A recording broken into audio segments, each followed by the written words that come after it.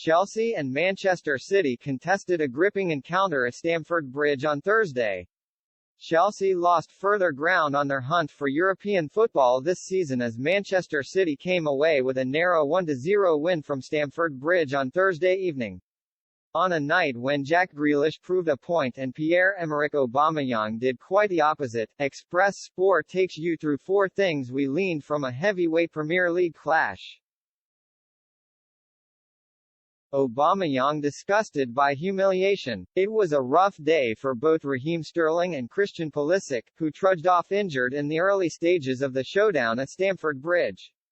Aubameyang didn't have it much better, however, as he was subbed off well before the end, having come on to replace Sterling in the first half. The former Arsenal striker shook his head in disgust upon realizing that his number had been held aloft, and barely acknowledged Graham Potter before taking his spot on the bench.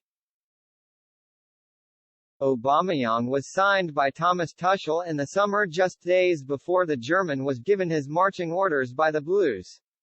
Jack Grealish makes statement, "It came as a surprise to some that Grealish was left on the bench at Stamford Bridge with Phil Foden chosen to start on the left flank.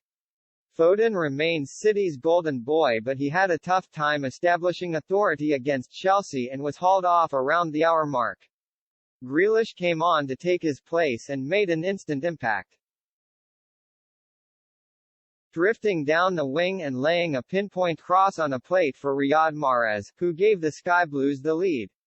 The former Aston Villa talisman almost came up trumps again minutes later by kick-starting a move that nearly saw Erling Haaland poke home, showing Pep Guardiola that he has to start in big games. Pep tinkering almost backfires. It's not uncommon for Guardiola to set out unorthodox personnel and formations against managers he respects. Potter falls into that category, as evidenced by the Spaniard starting with a back three with João Cancelo playing high on the right and Bernardo Silva deep in midfield. City were far from their free-flowing best before Guardiola admitted defeat and introduced 2 changes at halftime, reverting to a back 4 by bringing off Cancelo and Kyle Walker. The Sky Blues looked far more complete thereafter and raised renewed questions about the boss' tendency to tinker in crunch matches.